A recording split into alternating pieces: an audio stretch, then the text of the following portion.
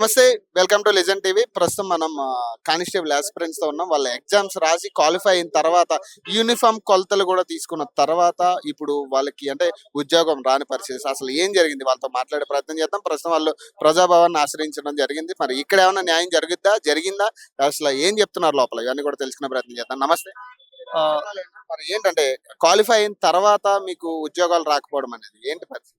Sir మేము qualify అయినాం, మాకు జాబులు వచ్చినాయి, అందరికి జాబులు కన్ఫర్మ్ అయినాయి. కానీ లాస్ట్ మూమెంట్ లో మాకు ట్రైనింగ్ కి వెళ్లకుండా ఆపేసారు. కారణం ఏంటంటే గతంలో మా పైన ఉన్నటువంటి తప్పుడు కేసులు, అక్రమ కేసులు, మా పాలోలు పెట్టినటువంటి కేసులు కావాలని, అంటే పాలోలు ఎట్లా ఉంటారు సార్, కావాలని ఇరికిస్తారు. మా ఫ్యామిలీ మెంబర్స్ ఎవరన్నా కానీ వాళ్ళ ఏమన్నా గొడవలు జరిగినా జరగకుండా కానీ ఒక స్టూడెంట్ చదువుతున్నారని చెప్పేసి వీళ్ళని విరికిస్తారు, కావాలని విరికిస్తారు. అట్లాంటి ఇరికిచ్చిన కేసుల్లో మేము కోర్టులో వెళ్ళి మేము అప్పీల్ చేసుకున్నాం, మేము ఛాలెంజ్ చేసుకొని కోర్టులో మేము ట్రయల్స్ వేసుకొని కోర్టు నుంచి కూడా మేము క్లియరెన్స్ తీసుకున్నాం. కోర్టు కూడా మాకు అనుకూలంగా, మీరు అసలు ఈ కేసుతో మీకు ఎటువంటి సంబంధం లేదు, మీకు జడ్జిమెంట్ కాపీలు కూడా మాకు అనుకూలంగా మీరు నిర్దోషులని క్లియర్ కట్ గా మాకు ఇచ్చింది కోర్టు కూడా. ఆ కాపీలను మేము ఎస్బీ వాళ్ళకు కూడా ఇచ్చినాం, మేము పార్ట్ 2 అప్లికేషన్ లో కూడా సబ్మిట్ చేసినాము, అటెస్టేషన్ ఫామ్ లో కూడా సబ్మిట్ చేసినాం. అయినా కానీ లాస్ట్ మూమెంట్ లో మమ్మల్ని ట్రైనింగ్ కి వెళ్లకుండా ఆపేసిర్రు. మేము ఎన్నో సంవత్సరాల నుంచి కష్టపడుతున్నాం ఈ జాబ్ల కోసం, ఎందుకంటే మా జీవిత కళ ఇది జాబు. మాకు వేరే ఏ పనులు కూడా రావు సార్. మేము నమ్ముకున్నది కానిస్టేబుల్ జాబులని. వేరే ఏ పనులు చేసినా కానీ మాకు ఎక్స్పీరియన్స్ లేదు. ఇప్పుడు బయట ఎక్కడైనా జాబులు చేయాలన్నా కానీ మాకు 10,000 12,000 ఇస్తారు. ఆ 10,000 12,000 ఎట్లా చేసుకోగలుగుతాం మేము? నో అబ్జెక్షన్ సర్టిఫికేట్ ఉన్నప్పుడు కూడా మరి ఎందుకు మిమ్మల్ని ఎలా చేయరు? అదే సార్ మాకు అర్థమైతలేదు. అది దానికోసమే అని మేము ఇక్కడ వచ్చినాం, సెక్రటేరియట్ దగ్గరికి వెళ్ళినాం, ప్రజా దర్బార్ ముందు కూడా వచ్చినాం. మేము ఇట్లా ఎన్నిసార్లు తిరిగినా కానీ మాకు సరైన ఆన్సర్ అనేది రావట్లేదు. మరి మేము ఏం చేయాలి సార్? మరి మేము ప్రజాపాలన ఈ గవర్నమెంట్ వస్తే మాకు న్యాయం జరుగుతుంది అని చెప్పేసే కదా సార్ మేము ఈ గవర్నమెంట్ తీసుకొచ్చినాం. ఈ గవర్నమెంట్ లో కూడా మాకు అన్యాయం జరుగుతుంది, ఖచ్చితంగా ఎవరు రెస్పాండ్ కావడం లేదు. ముందుగా మేము ఎన్నో సంవత్సరాల నుంచి చాలా, అంటే ప్రతి ఒక్కరు నిరుపేద కుటుంబాల నుంచి వచ్చిన వాళ్ళమే. మేము ఈ ఉద్యోగాలు వస్తే మేము లక్షలు సంపాదించుకోవడం కాదు, కోట్లు సంపాదించుకోవడం కాదు, జస్ట్ మా ఫ్యామిలీలు గౌరవంగా ఈ సమాజంలో గౌరవంగా బతకడానికి మాత్రమే మాకు యూనిఫామ్ కావాలి. మా జీవిత కళ అయినటువంటి యూనిఫామ్ కోసమే మేము ఫైట్ చేస్తున్నాం సార్. ఆఖరికి మేము లాస్ట్ స్టెప్ లో ఎంతమంది ఒక నోటిఫికేషన్ వస్తే ఇవాళ 10-15 లక్షల మంది అప్లికేషన్లు పెట్టుకుంటున్నారు. మేము అదే 16,000 నోటిఫికేషన్ కి 16,000 మందికి మేము సెలెక్ట్ అయిపోయి అంతమందిని మేము వెనక్కి నెట్టేసి ప్రిలిమ్స్ క్వాలిఫై అయ్యి నెగిటివ్ మార్క్స్ ఉన్నా కానీ నాయకులు కలిసి క్వాలిఫై అయ్యి ఫైనల్ ఎగ్జామ్ లో మేము 1:1 లో మేము సెలెక్ట్ అయ్యి లాస్ట్ కు వచ్చిన దాకా మేము ఇట్లా రోడ్ల మీద తిరగాల్సిన పరిస్థితి మాకు ఎందుకు వచ్చింది సార్? అసలు కేసులు క్లియర్ అయిపోయింది. మేము ఏమైనా దేశ ద్రోహులం కాదు, మేము ఏమైనా రాష్ట్రానికి ఏమైనా ద్రోహం చేయలేదు, ఇట్లా మేము టెర్రరిస్టులం కాదు, రేపిస్టులం కాదు. ఏదో చిన్న కేసులు సేవ చేయాలనే కదా మేము వచ్చింది. ఏదో చిన్న కేసులు ఒకటి తెలిసి చేస్తాడు, తెలియకుండా చేస్తాడు. ఒక్కసారికి క్షమించి మమ్మల్ని విధుల్లోకి తీసుకుంటే తర్వాత ఇటువంటి కేసులు ఏమన్నా మీ మీద రిపీట్ అయితే మేము మిమ్మల్ని విధుల నుంచి శాశ్వతంగా మేము తీసేస్తామని అట్లా రాపించుకోండి మాతోనే. మేము అట్లా రాసి మేము సంతకాలు ఇవ్వడానికి కూడా మేము సిద్ధంగా ఉన్నాం సార్. మేము దయచేసి మేము సీఎం గారిని ఒకటి రిక్వెస్ట్ చేస్తున్నాం. మేము బోర్డు చైర్మన్ గారిని కూడా మేము ఒకటి రిక్వెస్ట్ చేస్తున్నాం. మాకు వెంటనే మాకు ఎందుకంటే మాకు సర్వీస్ లాస్ అయిపోతుంది, మళ్ళీ ఏజ్ మీదకి వస్తుంది, మాకు చివరి అవకాశం ఇది. మళ్ళీ ఈ అవకాశం చేజారిపోతే మాత్రం మాకు ఇంకా అవకాశం లేదు. ఇంకా ఎన్ని రోజులు మాకు ఫ్యామిలీ అయిపోయింది. నేను పెళ్లిళ్ళు చేసుకున్నా, అమ్మ నాన్నలు కూడా లేకుండా నేను ఇంత కష్టపడి నేను నాలో ఏదో ఒకటి నా పర్సనల్ పనులు చేసుకొని నేను కష్టపడి చదివితే లాస్ట్ కు నాకు ఉన్న అవకాశాన్ని కూడా పోగొడితే నేను ఎట్లా బతకాలి? నా పరిస్థితి ఏంది సమాజంలో? కనీసం నాయకుల నుంచి 5-6 లక్షల అప్పులు ఉన్నామన్నా. అప్పులు అసలు ఈ జాబ్ వస్తుందని మేము అప్పులు చేసినాం. ఇంట్రెస్ట్ 1-2 ఇంట్రెస్ట్ అవుతుంది తప్ప మాకు ఎటువంటి నమ్మకం అనేది లేదు. మాకు నాయకులు ఎవరినైతే ఆశ్రయించారో వాళ్ళ దగ్గర ఎట్లా ఉంది రెస్పాన్స్? నాయకులను కలిసినామన్నా, అందరినీ కలిసినాం. మేము సీఎం దగ్గర నుంచి ఈ ఎమ్మెల్సీ దగ్గర బలమూరి వెంకటన్నని కలిసినాం, తినుమార మల్లన్నను కలిసినాం, తర్వాత వేం నరేందర్ సార్ని కలిసినాం. మొన్న బట్టి విక్రమార్క సార్ని దగ్గరికి వెళ్తే మా చేతిలో ఏం లేదంటుండు. మరి సార్ మీ చేతిలో లేకుంటే గవర్నమెంట్ మీ చేతిలోనే ఉంది కదా సార్, మరి ఎవరి చేతిలో ఉంది? ఇంకా వేరే వాళ్ళ చేతిలో ఉంటే మేము వాళ్ళ దగ్గర పోతాం, కానీ మీ చేతిలో గవర్నమెంట్ పెట్టుకొని మా చేతిలో ఏం లేదని చెప్పేసి మేము అసలు ఎవరి దగ్గర వెళ్ళాలి సార్? మేము ఎవరు కాలు పట్టుకోవాలి? మీరు మా చేతిలో ఏం లేదని మీరు చెప్తున్నారు కదా సార్, మరి మేము ఎవరి దగ్గర వెళ్ళాలి? మాకు ఒక ఆప్షన్ ఇస్తే మేము వాళ్ళ కాళ్ళే పట్టుకుంటాం కదా సార్. ఇది మా బాధలు, ఇది మా ఆవేదనలు కదా. ఇప్పుడు ప్రజాభవన్ లో కనీసం అంటే ఎవరైనా మాట్లాడారా? ఏంటి పరిస్థితి? ఎవరు తీసుకున్నారు మీ అప్లికేషన్? మా అప్లికేషన్ మేము కలెక్టర్ మేడం తోని, దివ్య మేడం తోని మేము మాట్లాడినాం. సార్ తోని కూడా మాట్లాడింది. మేడం అయితే మాకు పాజిటివ్ గానే రెస్పాన్స్ అయింది.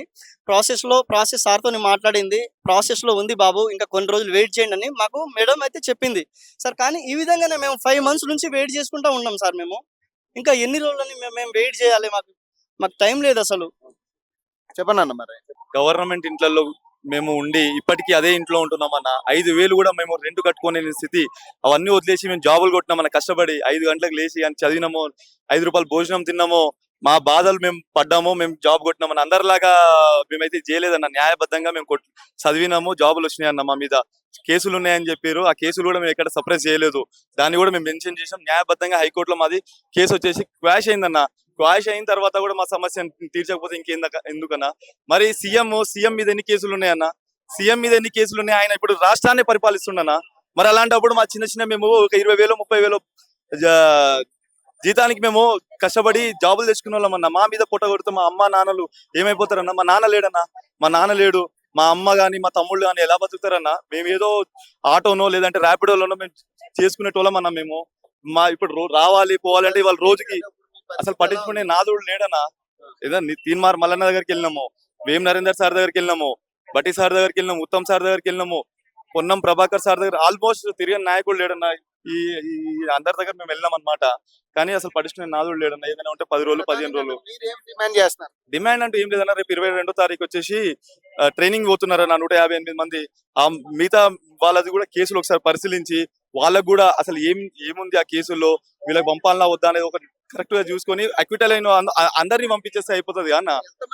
ఎంతమంది ఆపిన వాళ్ళు? 168 మంది ఉన్నామన్నా. మేము ఆగిన వాళ్ళం. జాబ్ వచ్చి మేము prelims, mains, events, SB, medical ఇవన్నీ క్లియర్ అయిపోయింది. ఇవన్నీ క్లియర్ అయిపోయిన తర్వాత కేసులు ఉన్నాయని చెప్పేసి ఆపిరన్న 168 మందికి. కనీసం వాళ్ళ గురించి ఏమైనా పట్టించుకోవాలి కన్నా. 4 నెలలు అయిందన్న ట్రైనింగ్ వెళ్ళిన వాళ్ళు. రేపు 22వ తారీఖు నుంచి ట్రైనింగ్ వెళ్తారు. వాళ్ళు వెళ్ళిపోయిన తర్వాత మమ్మల్ని పట్టించుకునే నాదుడే ఉండడన్న. అప్పుడు పరిస్థితి ఏంటన్నా అంటే మేము బతకాలనా సావాలనా అనేది ఇక గవర్నమెంట్ చేతిలో ఉందన్న. వీళ్ళు 10 రోజులు 15 రోజులు ఇంకొకటి ప్రాసెస్ జరుగుతుందని చెప్తున్నారు. కానీ అసలు ఏం అవుతుందో మాకేం అర్థం కావట్లేదు అన్న. చెప్పండి అన్న. మీ ఇప్పుడు కనీసం ఎప్పుడైనా మీకు ఆ న్యాయం జరిగిద్ది అనుకుంటున్నారు? మేడం అయితే మాకు పాజిటివ్ గానే రెస్పాండ్ అయ్యారన్న. ప్రాసెస్ అయితే జరుగుతుంది. రోజుకు 5 ఫైల్స్ ని పరిశీలిస్తున్నాము. ఇంకో 10-15 డేస్ లో మీ ప్రాసెస్ కూడా కంప్లీట్ అవుతుంది. మీకు సపరేట్ బ్యాచ్ లో ట్రైనింగ్ పంపిస్తామని చెప్పి చెప్తున్నారు. కానీ ఇదే మేము నాయకులను కలిసినప్పుడు, పెద్ద పెద్ద నాయకులను కలుస్తున్నప్పుడు మేడం వాళ్ళకంటే ఇంకా ఎక్కువ వాళ్ళకి గవర్నమెంట్ వాళ్ళ చేతుల్లోనే ఉంది కాబట్టి వాళ్ళకి తెలియకుండా అయితే పనులు అయితే ఏం జరగవు కదా. కాబట్టి వాళ్ళు మాకు ఏదో స్పష్టత ఇవ్వట్లేదు. ప్రతిసారి ఏం చెప్తున్నారంటే 20 నుంచి 25 మంది మిగతా తప్ప అందరినీ ట్రైనింగ్ కి తీసుకుంటామని చెప్పి చెప్తున్నారు. ఇదే మాట 4 నెలల నుంచి చెప్తున్నారు. గత 4 నెలల నుంచి వేం నరేందర్ రెడ్డి సార్ దగ్గరికి వెళ్ళినాం, బల్మూరు వెంకటన్న దగ్గరికి వెళ్ళినాం, మళ్ళీ ఉత్తమ్ కుమార్ రెడ్డి సార్ దగ్గరికి వెళ్ళినాం, మల్లన్న గారి దగ్గర కూడా వెళ్ళినాం. అందరి దగ్గరికి వెళ్ళినప్పుడు కూడా అందరూ సరే బాబు నేను చెప్పి మాట్లాడతానని చెప్పి పంపించేస్తున్నారు. పరిస్థితి ఇట్లా ఉంది, మరి ఎట్లా చూడండి? చదువుకున్న వాళ్ళకి ఇప్పుడు నిరుద్యోగులు చాలా మంది కొట్లాడుతున్నారు, మీరు కొట్లాడుతున్నారు. మరి మీ అందరికి న్యాయం చేసే పరిస్థితి గవర్నమెంట్ దగ్గర కనపడట్లేదు. ఎట్లా చూడండి? మేమైతే వాళ్ళ లెక్క నిరుద్యోగులం కాదు కదన్న. కష్టపడి సంపాదించుకున్న జాబ్ మేము. ఇదే నోటిఫికేషన్ లో ఇంతకు ముందు 2-3 సార్లు జాబులు కొట్టిన వాళ్ళు కూడా ఉన్నారు. ఇప్పుడు మా ప్లేస్ లోనే మా ఫ్రెండ్స్ 2-3 ఉన్నారు. 2-3 సార్లు జాబులు వచ్చినాయి వాళ్ళకి. ఇంతకు ముందు సపరేషన్ చేసిరు అని చెప్పి తీసేసారు వాళ్ళని. ఇప్పుడు సపరేషన్ చేసిన వాళ్ళని తీసుకున్నారు ఈ నోటిఫికేషన్ లో. అతన్ని తీసుకోలేదు, అతను సపరేట్ చేయలేదు. ఉన్నట్టు మెన్షన్ చేసినా అతనికి ఇవ్వలేదు. అట్లా చాలా మందికి ఉన్నాయి ఇదే ప్రాబ్లమ్స్. కాబట్టి మా రిక్వెస్ట్ ఏంటంటే మా దాంట్లో ఎంతమంది అయితే ఎలిజిబిలిటీ ఉంటారో వాళ్ళందరినీ కన్సిడర్ చేసి రేపు జూలై 22 కి వెళ్తున్న బ్యాచ్ లో మమ్మల్ని కూడా వాళ్ళతో పాటు ట్రైనింగ్ ఇచ్చే విధంగా చర్యలు చేపట్టాలని చెప్పి మేము కోరుకుంటున్నాం. రైట్. చూడొచ్చు అంటే వాళ్ళ మెయిన్ డిమాండ్స్ ఏంటంటే ఈ జూలై 22వ తారీఖు ఎవరైతే మళ్ళీ మెయిన్స్ కి వెళ్తున్నారో వాళ్ళతో పాటు వీళ్ళని అంటే 160 మంది ఇప్పుడు క్వాలిఫై కూడా వాళ్ళ మీద ఏదో చిన్న చిన్న కేసులు ఉండడం వల్ల వాళ్ళు ఆగిపోవడం జరిగింది. మరి ఇప్పుడు ఆ కేసులు కూడా క్లియర్ చేసుకున్నామని చెప్తున్నారు. మరి ఈ వీళ్ళని కూడా వాళ్ళతో కలిపి పంపించాలని చెప్పేసి చెప్పడం జరుగుతుంది. వాళ్ళకి ఎట్లయినా కొంచెం ఈ డిమాండ్స్ నెరవేర్చాలని చెప్పేసి రేవంత్ రెడ్డికి అర్జీ పెట్టుకోవడానికి ప్రస్తుతం ఇక్కడికి రావడం జరిగింది. చూడాలి మరి. అంటే ఇప్పటి వరకు కూడా చాలా మంది నాయకులు కలిసామని చెప్తున్నారు. వాళ్ళు కూడా మా చేతుల్లో ఏం లేదని చెప్పినట్టుగా కనపడుతుంది. అంటే బట్టి విక్రమార్క గారు కూడా మా చేతిలో ఏం లేదనే చెప్పిన పరిస్థితి కూడా వాళ్ళు చెప్పడం జరుగుతుంది. మరి చూడాలి మరి ప్రజాభవన్ లో అయినా వాళ్ళకి న్యాయం జరిగింది అనేది ఒక ఆశతో రావడం జరిగింది. మరి రేవంత్ రెడ్డి గారు స్పందిస్తారా లేకపోతే దీని మీద మాట్లాడతారా, ఇవన్నీ కూడా తెలుసుకునే ప్రయత్నం చేద్దాం. సో మరో ఎపిసోడ్ లో మళ్ళీ వెళ్తాం. వరకు నేను సైనింగ్ ఆఫ్.